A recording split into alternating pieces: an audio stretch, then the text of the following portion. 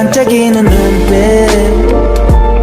눈이 부셔 매일 날 감싸주는 손길. After Choi Myung-ji was arrested, Yoon Se-young was left alone in the house, unable to sleep. The night dragged on in silence, the only company being the cold moonlight spilling in through her window. But then, something unexpected happened. Someone quietly entered her room.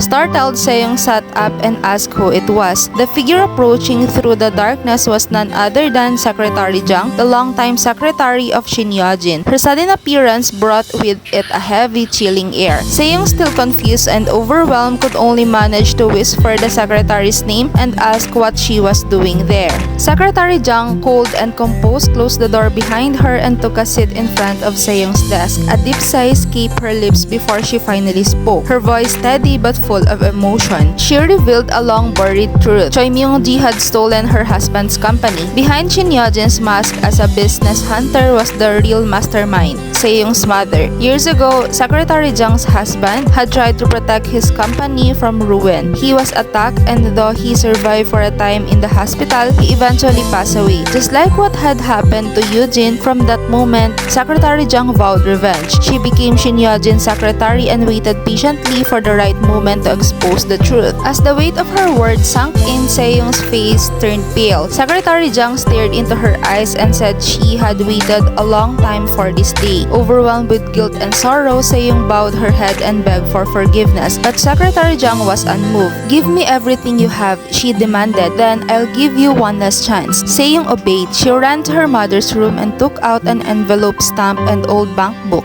the one her mother had left behind, with a note saying, "The password is your birthday. Don't worry about me. Survive and be happy." With trembling hands, she gave it all to Secretary Jang. Secretary Jang took it, her expression cold and unreadable. Then she turned and walked away, leaving behind a chilling warning: "Don't ever come here again." She ran out of the house, the early dawn air sharp against her face. She stepped into the street to hail a taxi, but in that instant, bright headlights came racing toward her. There was a loud crash. The accident happened in a blink. Later, back in the police station, Choi Myung-ji sat silently in the detention center. The door creaked open and an officer entered. He hesitated before delivering the devastating news. Yoon Se-young had died in a car accident while trying to catch a cab. At first, Choi Myung-ji stared at the officer, not comprehending. "What do you mean? Se-young is dead?" She repeated the words as if they made no sense. But the officer could only lower his head. "She died at the scene." Choi Myung-ji's eyes lost their focus. Her hands began to tremble and her knees gave out. She collapsed to the floor, shaking uncontrollably, grief-stricken and broken. Everything had unraveled. All the lies, betrayals, and secrets had led to this tragic end.